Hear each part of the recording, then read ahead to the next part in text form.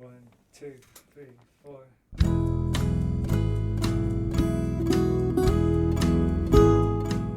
Hello, you're listening to the SKYLIT Books podcast series. We are a general interest independent bookstore located in the Los Feliz neighborhood of Los Angeles, California. This year, because of the coronavirus pandemic, we've had to close our store and cancel in-person events. But SKYLIT is your neighborhood bookstore, and we are finding ways to create community even while we're far apart. In the coming weeks, we'll be putting out lots of new audio content to help you discover new books, connect with authors, and check in with your favorite booksellers. To learn more about how you can help keep SKYLIT alive, please visit our website at skylitbooks.com or check out our social media accounts on Twitter and Instagram. You can subscribe to the podcast on Podbean, iTunes, and Spotify. Thank you for listening and enjoy.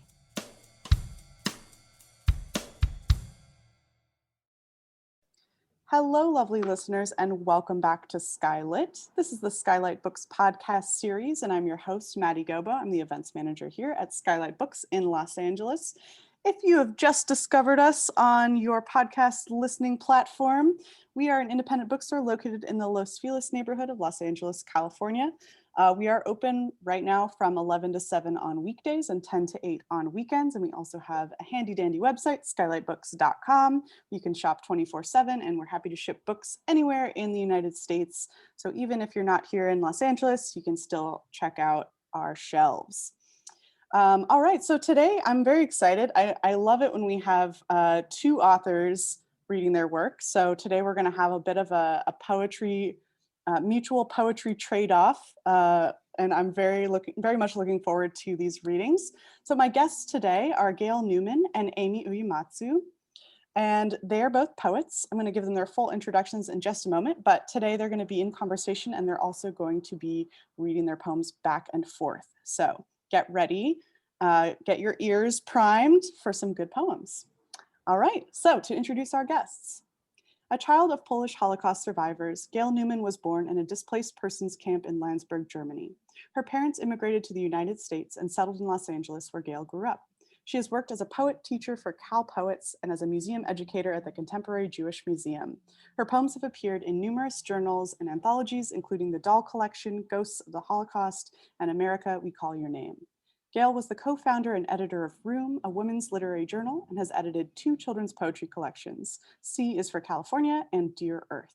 A book of poetry, One World, was published by Moontide Press, and her new collection, Blood Memory, was chosen by Marge Piercy for the Marsh Hawk Press 2020 Poetry Prize. Congratulations, Gail. All right, and in conversation with Gail today is Amy Uyematsu. She is a Sansei poet and teacher from Los Angeles. She has 5 published collections, the most recent being Basic Vocabulary in 2016. Her 6th book, That Blue Trickster Time, is forthcoming in 2022. Amy taught high school math for LA Unified Schools for 32 years. Currently, she teaches a writing workshop in Little Tokyo. Gail and Amy, welcome to the program. I'm so happy to have you. Thank you for having us. All right, so I just want to start us off with my first question. Where are you in the world right now, and what do you see outside your window? Well, I'm in the beautiful small town of Sebastopol, where I'm spending a lot of my time right now. And I see a row of beautiful trees. I feel like I'm in the forest. Thank you, Gail. And what about you, Amy? Well, first, I'm envious of your view, Gail. I live in Culver City, and right now I'm sitting in my upstairs office, so I tend to look out the window and check out the sky and the clouds every day. And luckily today there were blue skies. Not an unusual occurrence here in the greater Los Angeles area. All right, so I want to just turn it over to the two of you to start reading your poems and start off with your conversation, and then I'll come back at the end to say goodbye. So take it away. Great, thank you. I'd like to first of all thank you, Maddie, for hosting and for putting this together. And I would like to thank Amy for joining me today. I think it's very interesting to have her with me. I'm going to be reading from my new book, Blood Memory, which came out during the pandemic, and it's about my parents who are Holocaust survivors.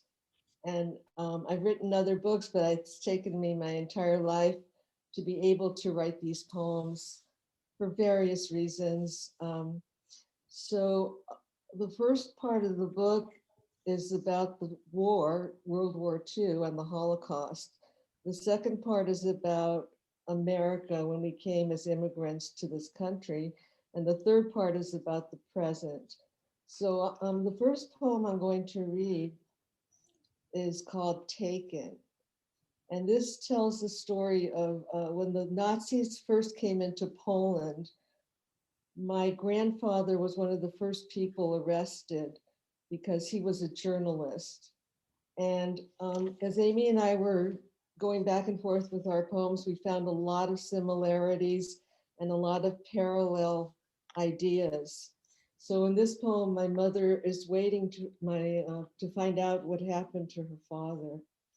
And Lodz is the town where she grew up. Taken, Lodz, 1939.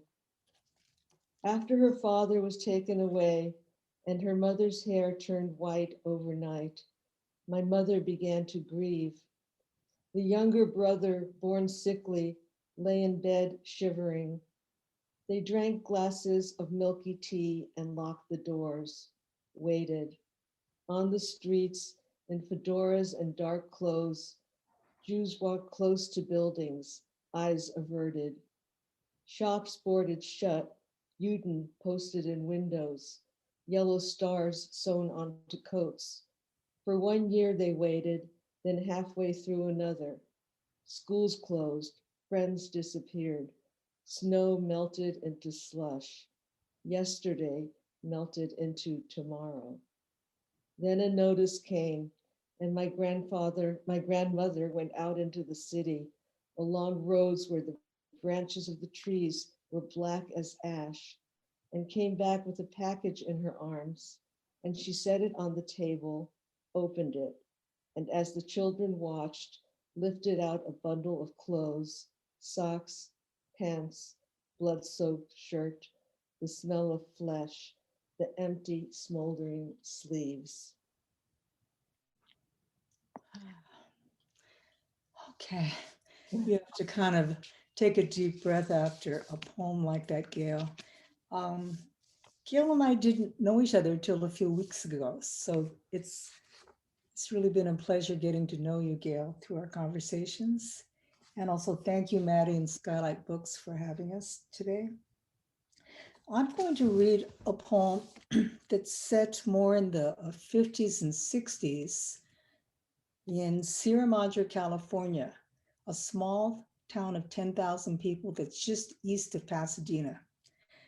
Sierra Madre at that time was almost all white, very conservative, often very racist. There was a John Birch Society in the town. And there's going to be a reference to an event that happened that is connected to the fact that there was a Jewish family that lived across the street from us, maybe 2 or 3 houses down. So that, that event will be described in this poem too. By the way, Sierra Madre is really a pretty town. I mean, anybody that visits it, they say this is beautiful because it's nestled right against the mountains. Wisteria and jacaranda grew wild through our town. Their lavender and blue blossoms fell lightly, made a cool shade of Fujiiro, wisteria purple.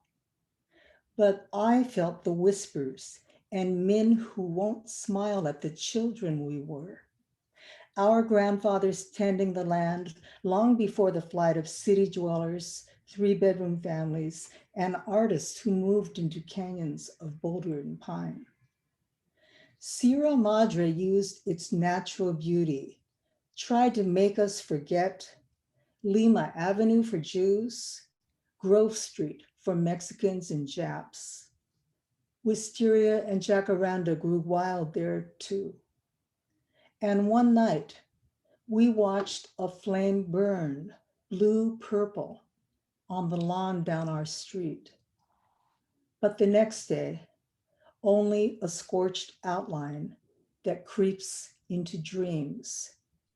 And soon the grass grew full again. So I'm going to start off our conversation with this question to Gail, and then I'll respond. How did you become a poet? And or how did you come to write these poems? Thanks, Amy. Those are related but separate questions. I think I always wanted to be a writer as a child, and part of that may have come from my mother, who was, before I was a writer, I was a reader. And my mother always read to me. She took me to the library. I remember I had this ambition as a child to go through the library starting with A and read all the books, not in the children's section, but in the entire library. So, and I don't know, sometimes I think because my grandfather was a journalist and a writer, maybe it's just in my blood and it's part of who I am. But also as a child, I felt that I couldn't really, it was hard for me to express myself and to talk. I was shy, I was an introvert. And I think that writing gave me an outlet, a way to really talk about my feelings and to go deep into who I was. But I didn't really start writing poetry till I was in my mid-20s. And I owe it all to the women's movement in the 70s. Because all of a sudden, women were coming out with books and readings, and there was a wonderful community in the Bay Area, which is where I moved from Los Angeles. And I just suddenly had this wonderful community of beautiful poets who were women, and I started to write. So the second part, writing these poems, as I said earlier, it took me a long time, my entire life, to really be able to write these poems. And I tried writing them when I was young, and somehow I just couldn't do it. They weren't very good. And I think I kind of separated myself from the Holocaust, from that experience. It was painful. I didn't want to have anything to do with it. I wanted to live my own life. When I was an immigrant, I regret that I can't speak another language. I can't speak Yiddish because when we came here, I wanted to be an American. Mm-hmm. I wanted to be like everybody else. In my school, I felt like I was different from everyone, and I wanted to fit in. I think we all wanted to fit in. Mm-hmm. So my parents, when I was older, they started to talk about it. And so that was when I started to write about it. But this ties in with, first I'd like to hear Amy's response. Sure. I'm just smiling because there are a lot of parallels between us. When I was a little girl living in that house in Sierra Madre, we happened to live right behind the public library, and we could go through our back gate, and I could go up from behind the library and check out all the books I wanted. So I read all kinds of books too. And then also in my family history, there are also writers, like your grandpa was a journalist. My paternal grandmother wrote poetry. She wrote the Japanese tanka form. And then my dad was in high school journalism. My mom, when she got married, she wrote for a local Japanese and American paper, a news column, kind of a gossip column. And then I got into writing, and now my sister also writes a column. So I think there is some writing in our blood. As far as how did I come to write the poem I read, and actually my whole first book, it's related also to my getting involved in the Asian American movement. This is in the late 60s and 70s. And many of us, we were young activists. Many of us were going through so much inner turmoil and political consciousness changing that we often took to writing poems to express some of those immense changes we're going through. And I was one of those people. So the poems in my first book that was published in 1992, most of those were written in the 80s. And the anger I held, that I held for many years inside of me about the racism I'd experienced growing up in Sierra Madre and going to Pasadena High School, that was released through those early poems. So,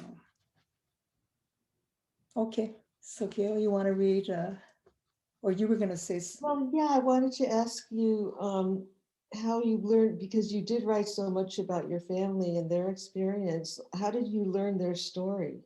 Did you know about this when you were a child? It's interesting because first, let me give you a term. Nisei are my parents. Nisei are second generation Japanese, and Issei are my grandparents' generation. And it was mostly Issei and Nisei that were put into camps during World War II. I wasn't born yet. And many Issei and Nisei did not tell their families about what had happened. For many years, they just didn't want, they wanted us, like you were saying, to fit in, to become American. They didn't want us to have to go through what they went through. Now, my parents were a little different in that they spoke a little, not a whole lot, but a little bit about some of their experiences, which I'm grateful for.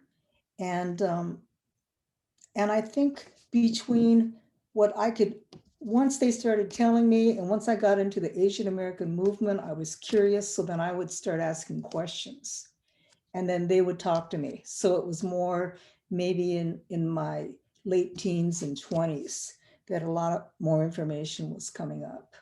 Hmm. What about with you, Gail? Yeah, again, that's interesting. There are a lot of parallels because I know a lot of Holocaust survivors did not tell their children anything. Mhm. And there were even some who didn't tell anyone that they were Holocaust survivors. Mhm. My family, I learned more. I knew there was something going on there, because I grew up in a community of Holocaust survivors in Los Angeles. And some of them are still alive. It's, the Fairfax area now. Yeah. And, they all knew each other. They belonged to clubs. This was their whole group of friends. So I must have heard things, kids just sense things. But it wasn't until I was older that my parents really started talking about it.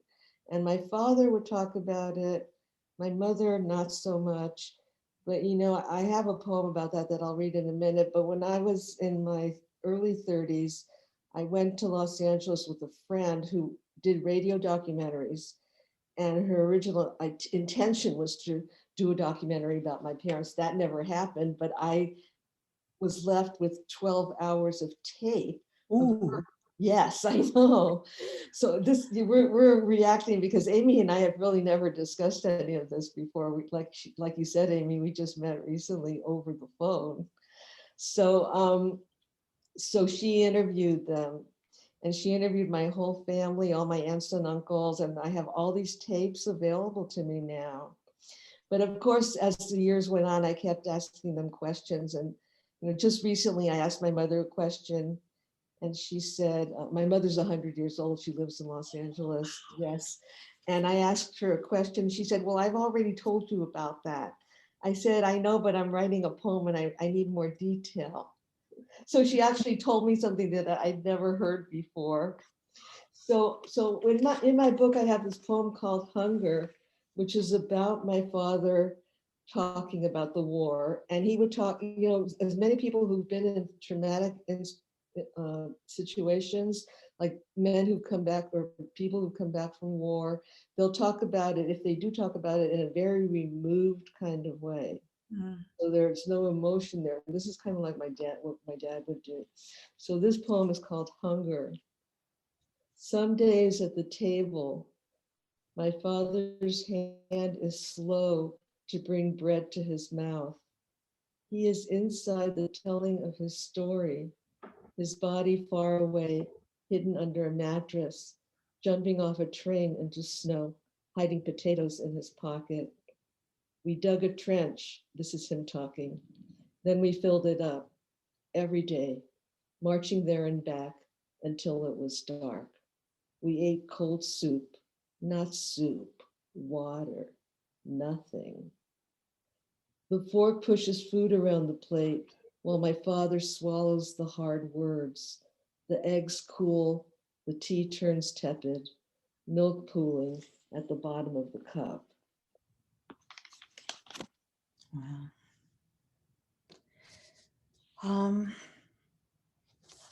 I'm just pausing because I'm hearing you, Gail, read these for the first time myself, so I'm just kind of taking it in.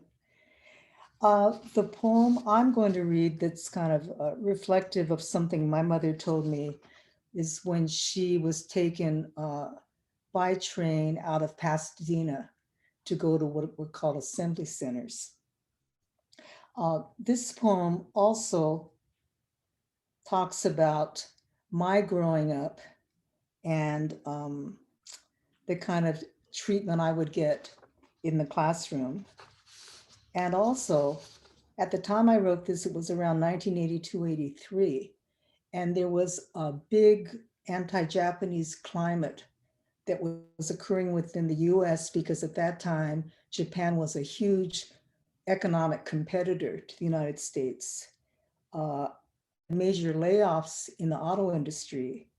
And some of the listeners may know the name of Vincent Chin, but Vincent Chin was killed in Detroit by an auto worker in 1982. They thought he was Japanese. This is called December. Oh, and the reason I titled it December 7th is because as a child in classroom, I always knew that around December 7th, I would start hearing people call me Jap or talk about Pearl Harbor, that type of thing. December 7th always brings Christmas early. December 7th always brings Christmas early in neat white packages, red circles perfectly centered, one to a side. Mama is taken away in a long railed box, blinds pulled taut to hold in her shame. They deliver her to a box in Santa Anita, walls lined with tissue paper hay, layered over manure and the bloody vomit that gushes from caged animals. They confine her to a tar-backed box in that flattened Arizona desert. And in aerial photographs, the human cartons arranged row by row, framed by impeccably straight-cornered wire borders, were picture perfect. They put me in an airless box every December 7th when the history lesson is me. They give me to babies who are just learning the habits of their fathers. 40 years later, two men from Detroit box in that auto worker at the bar. Don't care if the skull they smash belongs to Vincent Chin, a name that doesn't match. The evacuation of bodies continues, judged by the same eyes that watched Mama's train.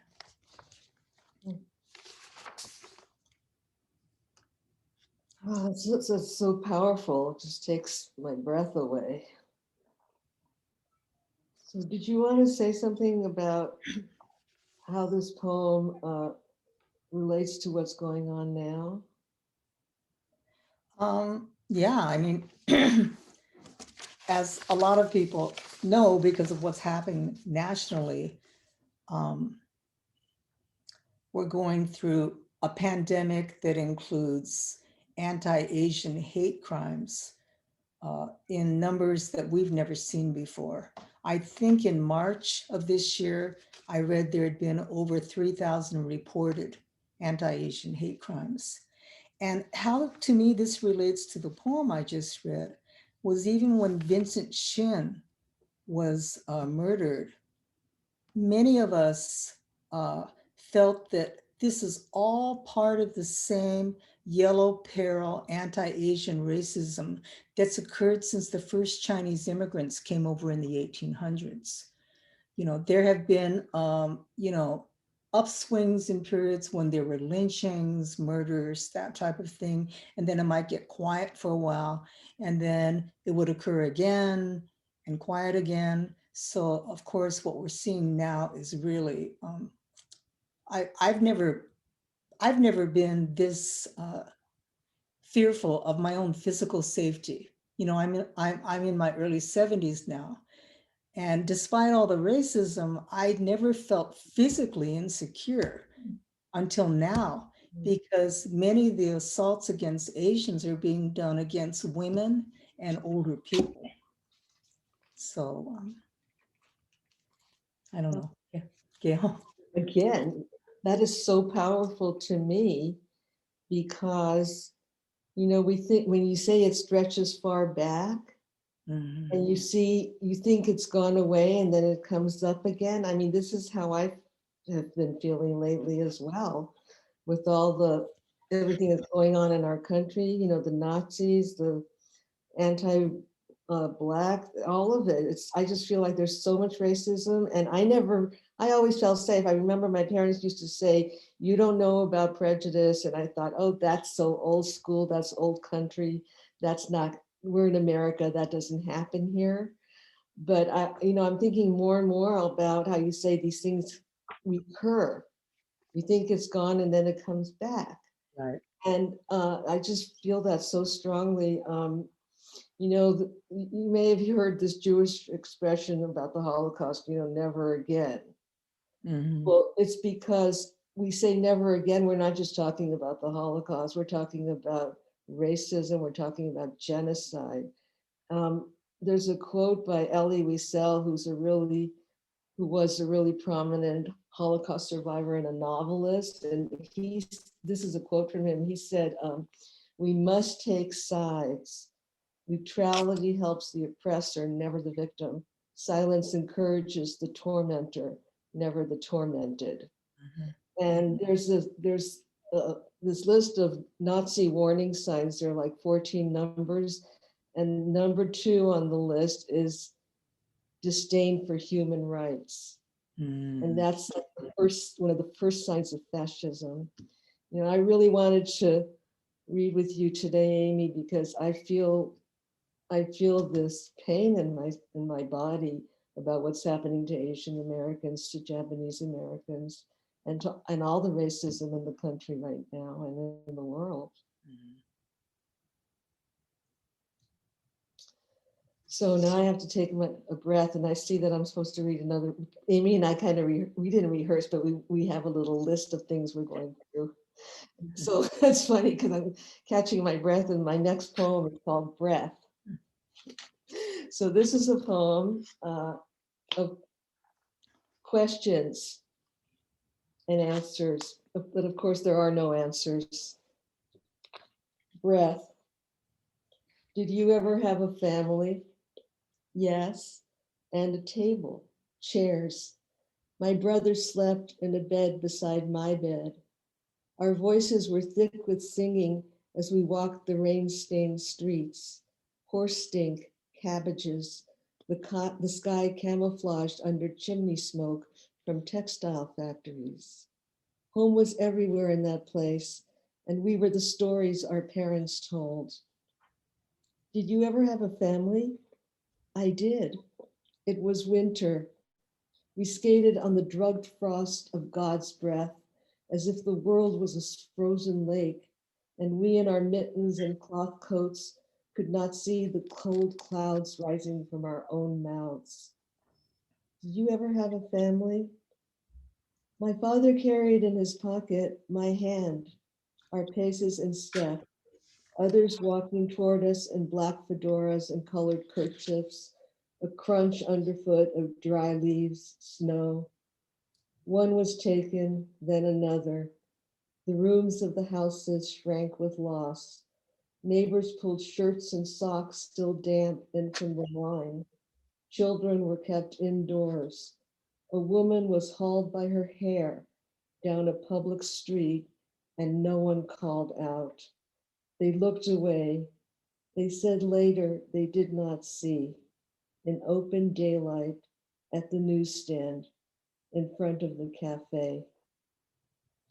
You know, this is just to me what we're talking about when you see things and you don't speak out. And that's where it all starts. I so agree. In so many of these anti-Asian assaults right now, you keep seeing the people, if they have any video, people are just looking. They're not getting involved in helping out. Wait, excuse me. So I'm going to read a poem that also has questions. When Gail and I were talking about our poetry, we kind of found things that sort of were nice reflections of each other. This poem was written in 2006 for something called the Day of Remembrance. Many Japanese Americans observe the Day of Remembrance in February to mark, because in February of 1942, Franklin Roosevelt signed Executive Order 9066. And it was that order that sent us to camp, 120,000 Japanese to camps. When writing this poem, I also was thinking about our Declaration of Independence and how it talks about our unalienable rights to life, liberty, happiness. And I hadn't thought about it before, but the word unalienable contains the word alien. And alien is so often used, alien, foreigner, outsider, you don't belong, is so often used against Japanese and Asian Americans and also Mexican and Latinos. So in this poem, I'm talking about that similarity between the Japanese American experience and what's going on right now at the borders. Day of Remembrance. Did anyone warn us about the alien in Unalienable? The FBI finds Dad within hours of Pearl Harbor. Somehow, they know he's a Nisei student from California. Somehow, they find his precise dorm room at the huge University of Chicago. The FBI escorting him to a train that leaves town before midnight. Did anyone warn us it's happened before? It is just 2 years after Wall Street's fall when the INS deports young Ignacio Pina and all of his family of 7, their crime being Mexican. Though Pina is born in the state of Idaho, he will always be foreign. But he comes back to tell, they just kicked us out with what we were wearing.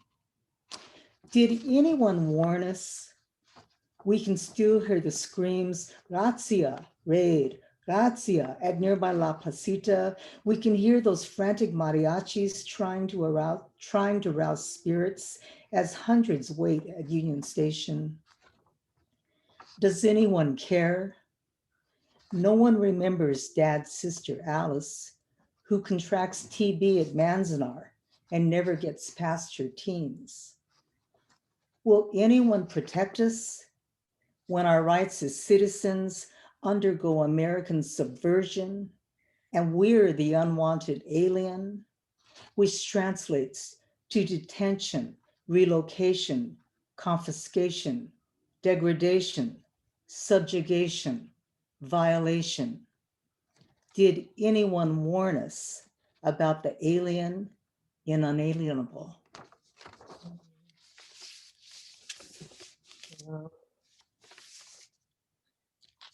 Amy, when you say that the line in your poem, no one remembers, again takes me back to what happened, how people disappeared and were forgotten. Right. And that's another reason we write our poetry, to honor them, to remember them, because the past is who we are. And, these asking of questions in our poems, it's like we're always asking and trying to understand. I mean, to me, like poetry is trying to make sense of the world. Of course, there's never an answer, but we keep asking, we keep trying, we keep exploring. Yeah, I like what you say about honoring our elders. And I feel that if we've been given some kind of gift in using words, it's also our responsibility to keep these stories alive for younger generations. They need to hear them, especially in an age of social media and fake news, when people are hearing absurdities and lies about events like the Holocaust never happening, Sandy Hook didn't happen. We have to keep countering that kind of fake news with the truth. Yeah, and I just feel like that's one of our goals and jobs as poets, is to speak the truth. So I'm just so happy to have had this time with you today, Amy. And I hope we can meet in person someday. I hope so too. And as you can tell, my voice is kind of giving out. So I'm just going to say, yeah, I've really enjoyed this conversation, Gail, and I thank SKYLIT for having us today. Thank you, Maddie. I'm just wondering if you want to say anything to tie it up. Yeah, thank you both so much. This was a really powerful conversation, and these readings were just, knocked the wind right out of me. So thank you both so much for sharing your work. And I loved, Gail, what you said about asking the questions is what we're trying to do in poetry, even though we know we're not ever going to find the answer. That feels very poignant and like a struggle worth fighting. All right, so everyone, thank you all so much for listening. Our guests today were Gail Newman and Amy Uyematsu, both poets, both fabulous thinkers, and I hope you enjoyed their conversation. Keep reading and take care out there. We hope to see you under the skylight very soon. Thank you for listening to the SKYLIT Books podcast series. Please don't forget to visit our website at skylitbooks.com and make sure to follow us on Twitter and Instagram. Also, don't forget to subscribe to this podcast for more author talks and bookseller conversations. You can find us on Podbean, iTunes, and Spotify. Stay safe and healthy, and we hope to see you back in our store soon. I see